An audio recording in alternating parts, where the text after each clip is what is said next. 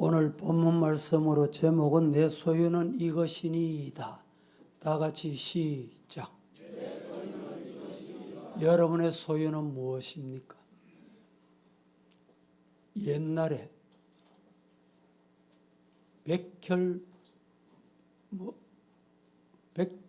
백혈군가? 전등 있죠, 전등. 백열등? 백열등이라 그럽니까? 오래전 얘기라 가지고. 백열등. 백열등은 다 똑같은 게 아니고 달라요. 5촉짜리가 있습니다. 불이 왜 이리 어둡노? 그러면 30초짜리가 있어요. 그걸 켜면 더 밝아요.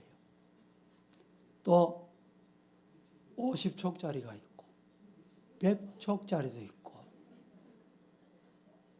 그런데 밝히기 위해서 애쓰고 노력하다가도 아침이 돼버리면 끝납니다. 왜? 태양이 떠오르면 끝나요. 왜 이런 말씀이 생각이 났는지, 내가 노력한다고 되는 게 아니에요. 성령이 임하면 다 끝나요. 신앙생활은 성령과 동행하는 겁니다. 중앙 아메리카에 온두라스라고 하는 자그마한 나라가 있습니다. 온두라스에 촐루테카라는 강이 있습니다. 촐루테카 들어보셨는지 모르겠는데, 이 지역은 잦은 태풍으로 인해서 도시를 이어주는 다리들이 자주 유실이 된다고 합니다. 그래서 1998년도 온두라스 정부는 한 기업을 통해서 이 촐루테카라는 강에 484m 되는 철제 튼튼한 다리를 만들었다고 합니다. 이전에 볼 수 없었던 크고 견고한 다리는 그 지역의 자랑거리가 됐답니다. 그해 가을, 미치라는 이름을 가진 강한 허리케인이 이 지역을 강타했습니다. 사흘간 쏟아진 폭우로 다리가 자그만치 100개가 넘는 다리가 다 파괴됐답니다. 그런데 새 철제 다리는 멀쩡했습니다. 멀쩡했는데 문제가 생겼습니다. 엉뚱한 데서 문제가 터진 것입니다. 토사가 강물을 덮으면서 물줄기가 완전히 바뀌어 버리게 된 것입니다. 거대한 강물은 철제 다리 아래가 아닌 옆으로 흐르기 시작합니다. 그래서 그 철제 다리는 건재했습니다. 아무 이상 없습니다. 하지만 그 다리는 쓸모없는 다리가 되고 만 것입니다. 촐루테카 강의 다리는 오늘 신앙생활은 우리에게 어떤 교훈을 준다고 생각하십니까? 코로나19 이후 세상의 변화는 우리의 상상을 넘어서고 있습니다. 옥석이 가려지는 시대가 된 것입니다. 지켜야 할 본질과 바꾸어도 되는 비본질을 잘 구분하는 지혜와 과감한 결단이 오늘 이 시대는 필요합니다. 새로운 시대에는 새로운 가죽 부대가 필요합니다. 이전과 똑같이 해서는 아무것도 안 된다는 뜻이지요. 새 시대, 새 세대를 향한 믿음의 변화를 우리는 필요한 시대에 살고 있습니다. 어떤 시인이 무거운 짐에 대하여 이렇게 시를 썼습니다. 내 등에 짐이 없었다면 나는 세상을 바로 살지 못했을 것이다. 내 등에 있는 짐 때문에 늘 조심하면서 바르게 성실하게 살아올 수 있었습니다. 이제 보니 내 등의 짐은 나를 바르게 살도록 한 귀하고도 귀한 선물이었습니다. 여러분 산에 올라보셨지요?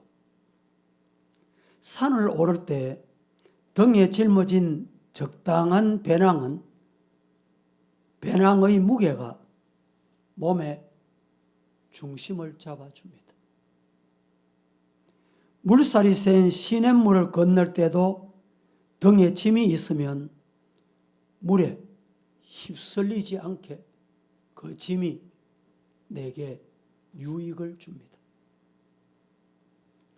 화물차가 어떤 언덕을 오를 때 짐을 실어야 바퀴가 진흙탕에 빠져도 헛바퀴가 돌지 않는다는 것입니다. 선교사님들의 이야기인데 네팔에는 이런 게 있답니다.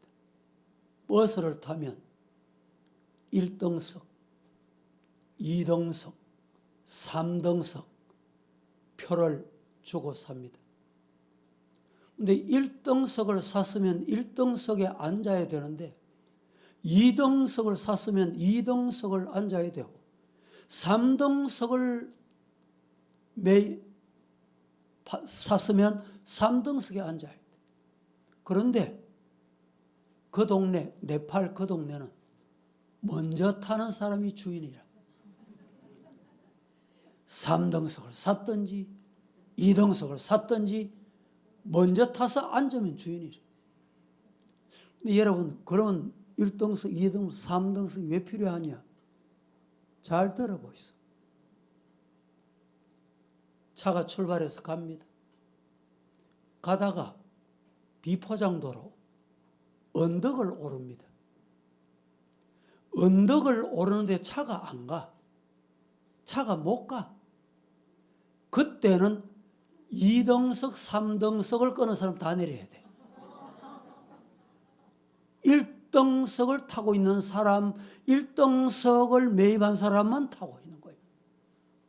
그런데 문제는 2등석, 3등석을 매입한 사람은 내리는데 2등석을 끄는 사람은 언덕까지 걸어 올라가야 돼. 3등석은 말 같아요. 그렇죠. 3등석 끄는 사람은 밀어야 돼, 차를. 아주 재미있는 이야기로 여러분 거치지 마시고 우리 신앙생활은 항상 1등석 비즈니스가 되기를 축복합니다.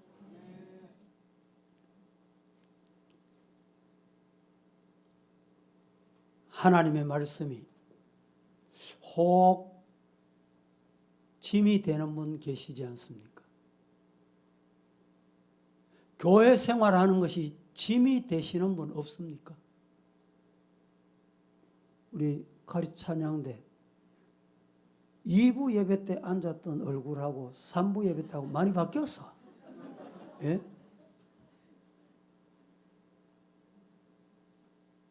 아마 이 자리에 없는 분은 오후 예배가 짐이 되기 때문에 없을 수 있어요.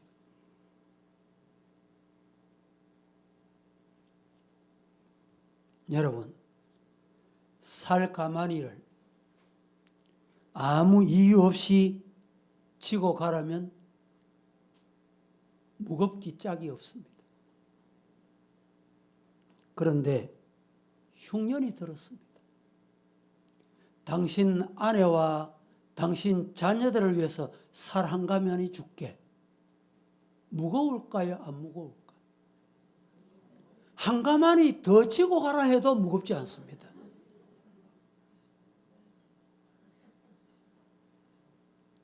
절대 무거워하지 않습니다.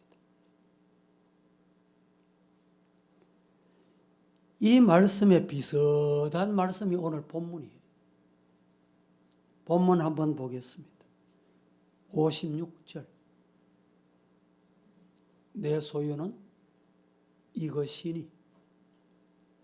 여러분, 소유는 뭡니까? 시편 기자가 자신이 소유는 뭐라고 말합니까? 주님 주신 법도를 지키는 것입니다.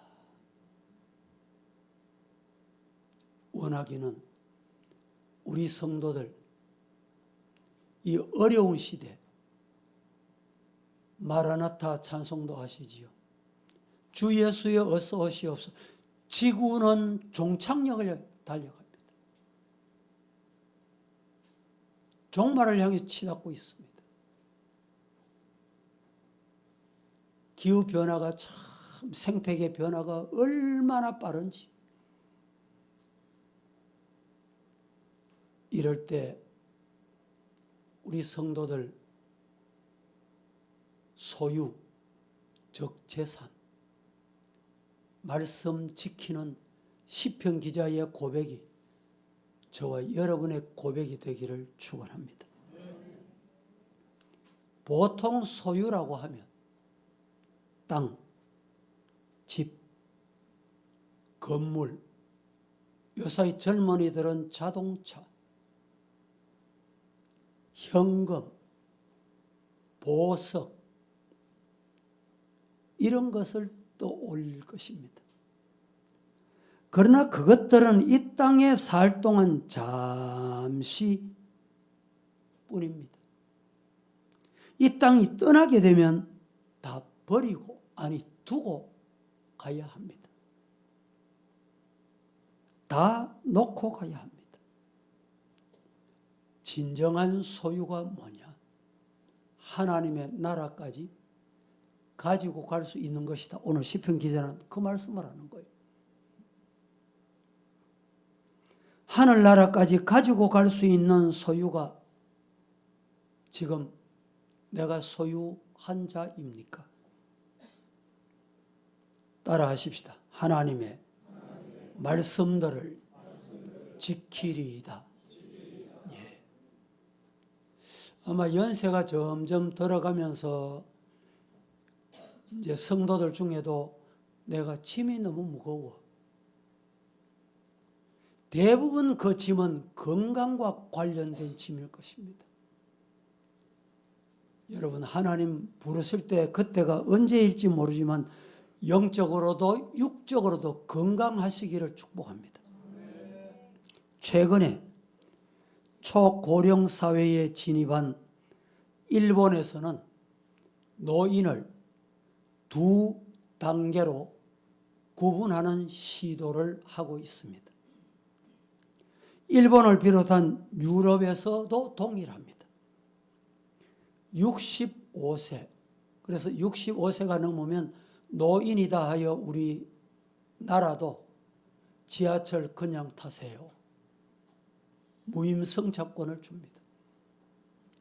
65세에서 74세까지를 구분하자. 74세까지를 어떻게 구분하느냐? 준고령인 이렇게 표현하자. 그리고 65세 이상 되면 고령인으로 하자. 이렇게 바꾸는 연구를 하고 있습니다.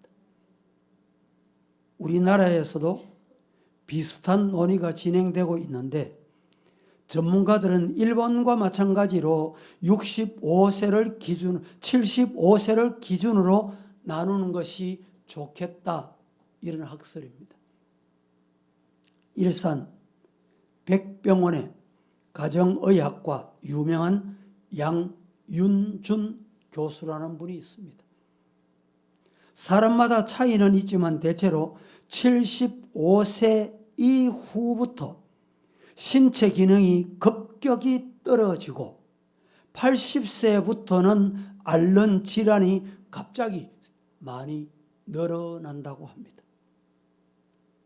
75세 전후로 신체 상태와 건강관리법이 달라야 된다. 이분의 학설입니다.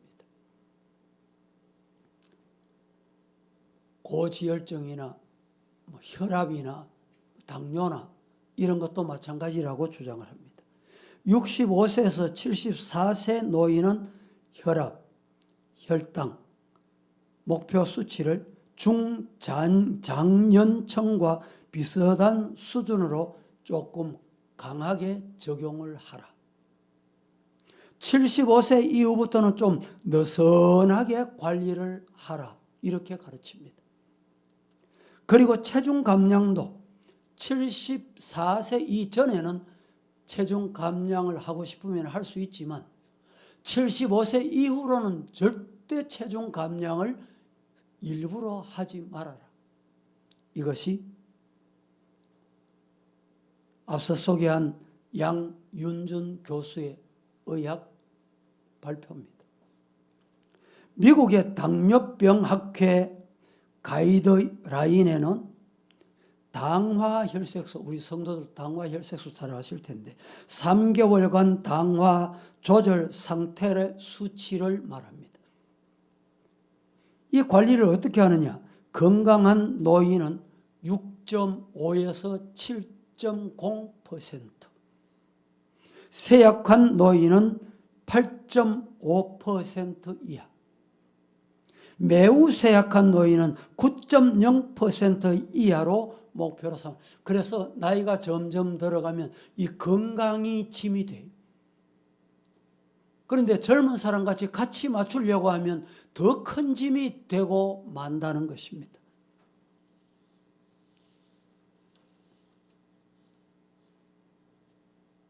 지나가겠습니다. 언젠가 남아프리카의 한 부족의 특이한 형벌에 대한 내용의 글을 본 적이 있습니다. 그 부족은 다른 남아메리카의 모든 부족에 비해서 유독 범죄율이 아주 낮다는 것입니다. 인류학자들이 어떻게 그런가? 저 부족은 어떻게 저렇게 범죄율이 낮은고? 궁금해서 그 부족을 연구했다고 합니다. 연구해보니까 이 부족에는 특별한 형벌이 있기 때문이다. 이런 결론을 얻었다는 것입니다. 어떤 형벌이었을까요? 이 부족에 범죄가 발생하면 범죄자를 마을 광장에 세워두고 아주 특이한 형벌을 준다고 합니다. 그것은 부족 사람들이 범죄자를 둘러싸고서는 돌아가면서 그동안 그가 자신들에게 했던 좋은 일들을 언급하게 한다는 것입니다. 잘 들어보세요.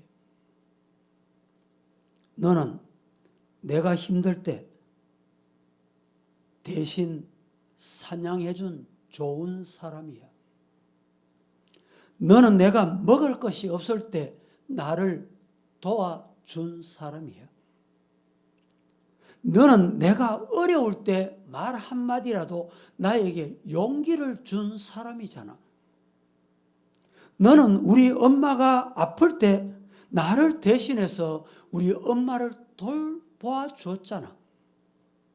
이처럼 평소 그가 했던 좋은 일들을 이야기해 준다고 합니다. 그리고 모든 부족 사람들이 칭찬을 마치고 나면 범죄자가 마치 새로운 사람이 된 것처럼 한바탕 축제를 벌이게 되는 것입니다. 범죄를 저지른 사람이 자신의 잘못보다 자신의 선한 행동을 떠올리면서 다시는 범죄를 저지르지 않겠다고 다짐하고, 그리고 범죄와 거리가 먼 생활을 시작하게 된다는 것입니다. 지혜의 창고라고 일컫는 잠언 이렇게 말씀합니다. 27장 21절에 도가니로 은을, 풀무로 금을, 칭찬으로 사람을 단련하느니라. 다 같이 한번 합독하겠습니다. 화면 주세요. 시작.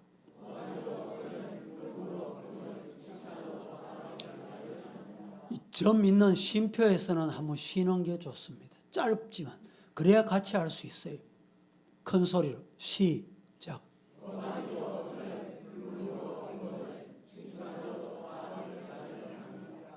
도가니에 들어간 은은 어떻게 됩니까? 풀무에 들어간 금은 어떻게 됩니까? 다음에 칭찬으로 사람을 만든다는 것입니다. 도가니에 들어간 은은 불순물이 다 빠지면서 정죄된 은으로 바뀝니다. 풀무로 들어간 금 역시 불순물이 다 빠지면서 정죄된 순수한 금이 됩니다. 그렇다면 사람의 부정적인 불순물은 어떻게 빼낼 수 있을까요? 내 마음 속에, 내 생각 속에 자리 잡고 있는 이 부정적인 불순물 어떻게 빼낼까요? 무엇으로 빼낼 수 있을까요? 성경 읽었잖아요. 제가 소개드렸잖아요. 그렇습니다. 칭찬으로 빼낼 수 있습니다.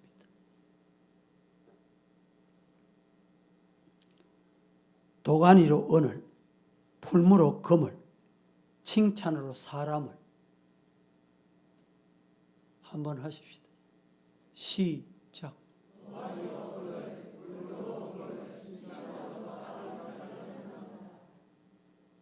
큰 소리로 단련하느니라는 안 하셔도 좋습니다. 시작. 예. 부정적인 DNA가 자리 잡고 있는 사람에게는 다른 방법이 없어요. 한 가지 방법. 그에게 칭찬해보라. 실패한 사람에게는 무엇보다도 칭찬과 위로가 필요합니다. 그러나 성공한 사람에게도 동일합니다. 위로와 격려가 필요한 것입니다. 사람을 변화시키는 날카로운 지적을 통해서 되는 게 아니라 끝없는 위로와 격려를 통해 새 사람을 만들어냅니다. 그래서 우리 예수님을 십자가에 못 박는 원수들을 향해서 저들이 알지 못해서 그러사옵나이다. 내 아버지여, 저들의 죄를 용서하여 주옵소서. 예수님의 기도입니다. 뜨거운 태양만큼이나 더 뜨거운 칭찬과 격려로 우리 주변에, 우리 가정, 우리 교회를 시원하게 하는 성도 되시기를 예수님 이름으로 축복합니다. 말씀을 맺겠습니다.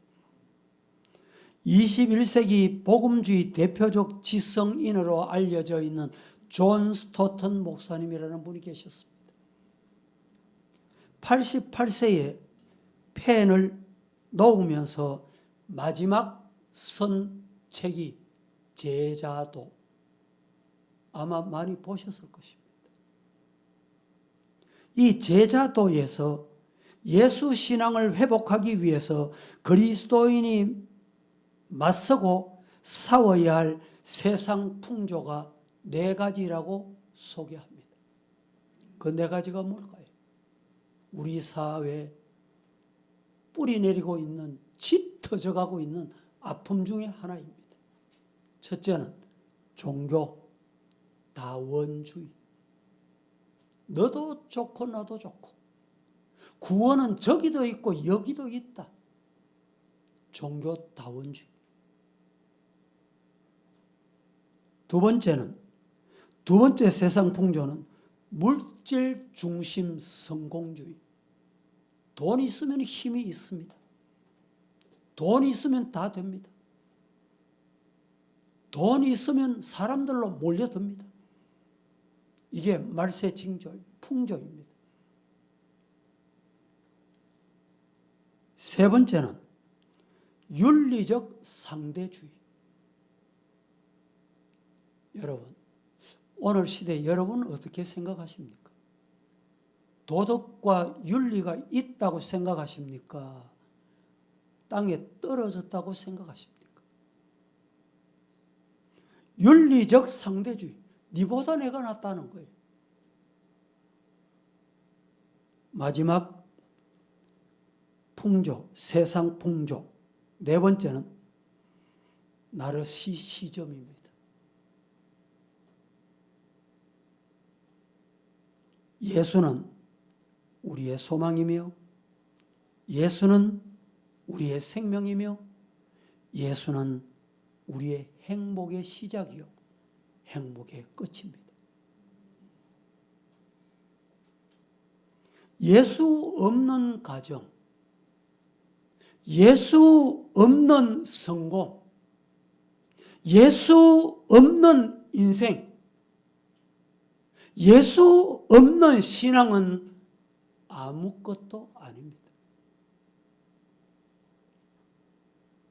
예수님의 가치를 안 사람은 자신의 모든 것을 팔아 그 가치를 삽니다. 성경 보실까요? 마태복음 13장 44절에서 46절 시작.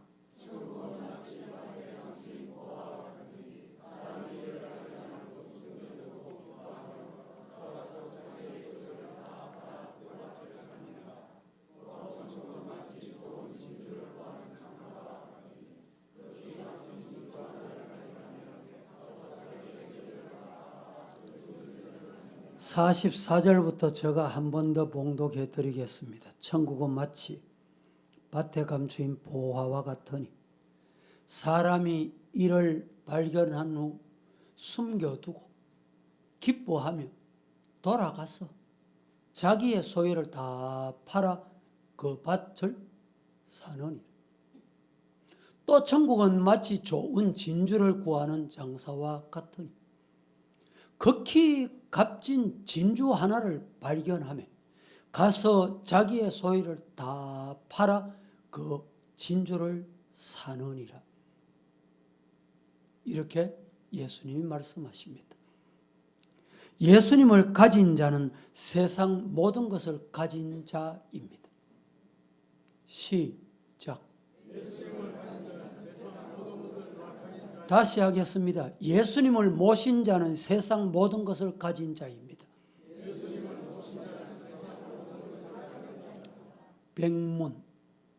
백문일답이라는 말이 있습니다. 100가지를 물어도 1000번을 물어도 답은 하나. 그 답이 뭘까요? 예수입니다. 제가 좋아하는 성경이 여러 곳 있는데 그 중에 오늘 시편 119편 54절부터 이 말씀을 참 평소에도 좋아하고 많이 외우기도 하고 읽습니다. 한 번 더 본문을 띄워봐 주세요. 같이 한번 54절부터 58절까지 잘 맞추셔서 이 말씀이 내 신앙 고백이 되기를 축복합니다. 시작.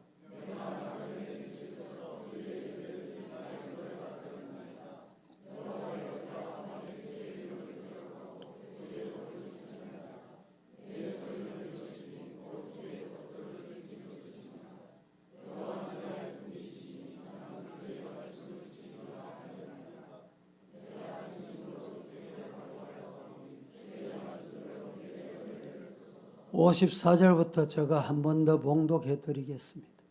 내가 나그네 된 집에서 주의 율례들이 나의 노래가 되었나이다. 여호와여, 내가 밤에, 여러분 우리 인생에 밤이 없으면 얼마나 좋겠습니까? 경제적인 밤, 건강의 밤, 신앙의 밤, 이런 밤이 왔을 때 여러분 어떻게 하시렵니까? 오늘 본문은 뭐라고 말합니까? 밤에 주의 이름을 기억하고 주의 법을 지켰나이다. 밤이 왔거든 말씀을 붙잡으세요. 여호와여, 내가 밤에 주의 이름을 기억하고, 어두운 밤이 왔을 때 주님의 이름을 기억하고 주의 법을 지키는 성도가 되기를 축원합니다. 여러분의 소유는 무엇입니까? 내 소유는 이것이니, 내 소유는 이것입니다. 이게 뭐예요? 곧 주의 법도 지키는 것입니다. 캄캄한 밤이 와도, 경제적인 밤, 가정의 밤, 건강의 밤, 밤이 와도 법, 율례, 법도, 계명을 지키나이다. 이런 성도가 되기를 축복합니다. 여호와여, 나의 분기시니, 여호와는 나의 분기시, 나는 주의 말씀을 지키리이다. 다시 말하면 하나님이 내 재산입니다. 이 58절, 내가 전심으로 주께 간구하여 사오니 주의 말씀대로 내게 은혜 나리워 주옵소서. 이 기도가 우리 모두의 기도이기를 축복합니다. 내 안에 예수 복음, 예수 능력, 예수 생명이 있는지 다시 한번 점검해 보시고, 지금은 자기 대안을 내려놓고, 내 경험을 내려놓고, 예수 예배 온전한 회복, 예배가 회복되면 내 신앙이 회복됩니다. 아직 코로나에 허덕이는 분 계십니까? 예배 회복되기를 축복합니다. 그러면 신앙이 회복돼요. 기도하겠습니다. 살아계신 하나님, 오늘 또 거룩한 주일에 오후 찬양 예배로 저희들 부르시어 말씀 주셨으니 내 소유는 이것입니다. 말씀 받고 내려갑니다. 예수가 내게 가장 큰 재산임을 기억하고 예수 붙잡고 달려가게 하옵소서. 교회가 짐이 되거나 신앙이 짐이 되거나 예배 드리는 것이 짐이 되는 자 없도록 은혜 주옵소서. 예수님의 이름으로 기도합니다. 아멘. 찬송.